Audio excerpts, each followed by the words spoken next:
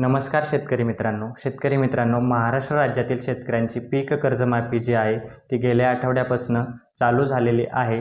त्यामध्ये मागच्या आठवड्यात 26 जुलैच्या दरम्यान एक यादी आपल्याला पाहायला मिळाली.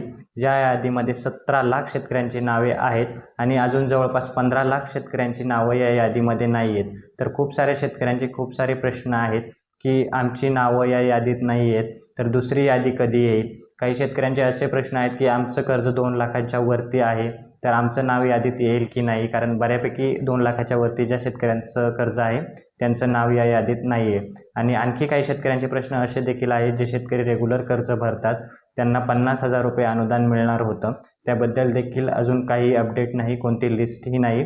आणि याबद्दल सविस्तर माहिती आज आपण ह्या व्हिडिओमध्ये पाहून घेणार आहोत.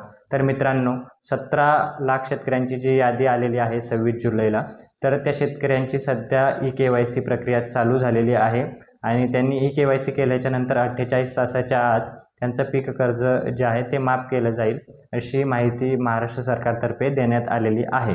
तर या शेतकऱ्यांची सध्या प्रक्रिया चालू आहे आणि आणखी बाकी जवळपास 15 लाख शेतकऱ्यांची नावं या यादीमध्ये अजून तरी आलेली नाही आहे. टोटल 30 लाखाच्या आसपास शेतकरी जे आहेत ते पात्र आहेत. तर या 15 लाख शेतकऱ्यांची यादी कधी येईल? तर मित्रांनो, हे जे आहेत सध्या जी KYC चालू आहे ही 15 ते 20 दिवसपर्यंत चालेल. तर ही KYC झाल्याच्या नंतर आम्हाला जी माहिती भेटते आहे त्या माहितीनुसार 15 ऑगस्टच्या नंतर जी आहे ती दुसरी यादी आपल्याला पाहायला मिळेल. तर या यादीमध्ये कोणत्या शेतकऱ्यांची नावं असतील? तर खूप साऱ्या शेतकऱ्यांची जवळपास 3.5 लाख शेतकरी असे आहेत की ज्यांचं कर्ज 2 लाख त्याच्यावरती आहे आणि बाकी शेतकरी जे आहेत 2019ला कर्जमाफी घेतलेले वगैरे किंवा काही क्रायटेरिया बसतेत, पण अजून त्यांची नावं या यादीत आलेली नाहीत. तर हे टोटल 15 लाख शेतकऱ्यांची यादी आपल्याला 15 ऑगस्टच्या नंतर पाहायला मिळेल. तर मित्रांनो, 2 लाखाच्या वरती जर तुमचं कर्ज असेल तर काय होईल? तर मित्रांनो, 2 लाखाच्या वरती जर तुमचं कर्ज असेल तर ते कर्ज OTS पद्धतीने सेटल केलं जाईल. OTS म्हणजे काय? OTS म्हणजे one time settlement. One time सेटलमेंटमध्ये काय केलं जाईल की जर तुमचं कर्ज 2 लाखाच्या वरती आहे, समजा जर तुमचं कर्ज 2,30,000 रुपये आहे, तर तुमचं यादीत नाव आल्याच्या नंतर तुम्हाला तुम्ही ज्या ठिकाणावरून कर्ज घेतलं होतं त्या बँकेत वरची जी रक्कम आहे 2 लाखाच्या वरती आपली समजा 30,000 रुपये आहे, तर 30,000 रुपये रक्कम आपल्याला बँकेत भरून यायची आहे.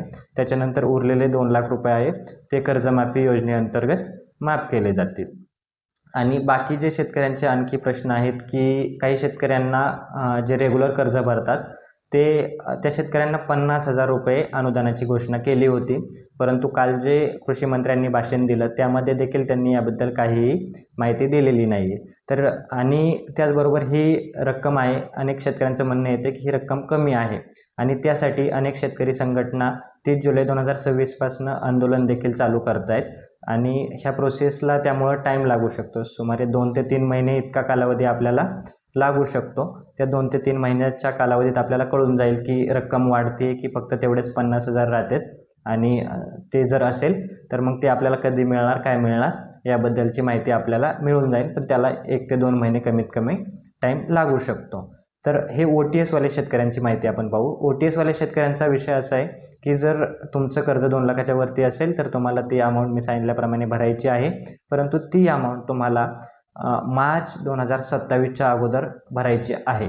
मार्च 2027च्या अगोदर जर तुम्ही ती रक्कम भरली तरच जे आहे ते तुमचं उरलेलं 2 लाख रुपये कर्ज माफ केलं जाईल. तर शेतकऱ्यांनो, तुमचं जर कर्ज 2 लाखाच्या वरती असेल तर तुम्ही ती वरची अमाऊंट सध्या तयार ठेवा, म्हणजे तुम्ही देखील या कर्जमाफी योजनेचा लाभ घेऊ शकता. आता ह्या व्यतिरिक्त जर दुसरी यादी आली 15 ऑगस्टच्या दरम्यान, तर त्या दुसऱ्या यादीत देखील काही शेतकऱ्यांचं जर नाव नाही आलं तर त्या शेतकऱ्यांनी काय करायचं? त्या शेतकऱ्यांनी घाबरून जायचं नाही, टेन्शन घ्यायचं नाही.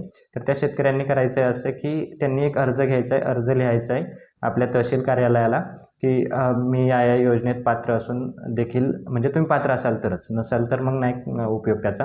जर पात्र असाल आणि तरी देखील तुमचं नाव नसेल तर तुम्हाला तहसील कार्यालयात एक अर्ज द्यायचा आहे, ज्यामध्ये तुम्ही पात्र आहात तरी पण तुम्हाला भेटलं नाही कर्जमाफी, यादीत नाव नाही आलं, याबद्दल माहिती देऊ शकता. आणि त्याचबरोबर तुम्हाला ॲग्रिस्टॅग ID, ॲग्रिस्टॅगची माहिती आणि कर्ज खात्याची माहिती जी आहे ती आपल्या बँकेकडनं घेऊन तहसील कार्यालयात जमा करायची आहे. तहसील कार्यालय ती माहिती व्हॅलिडेट करेल, नंतर जिल्हा लेवलला होईल आणि त्यानंतर बँकेकडून माहिती घेऊन जर खरंच तुम्ही जर कर्जमाफीसाठी पात्र असाल तर तुमची देखील कर्जमाफी होईल, पण त्यामध्ये 1-2 महिन्याचा कालावधी लागू शकतो.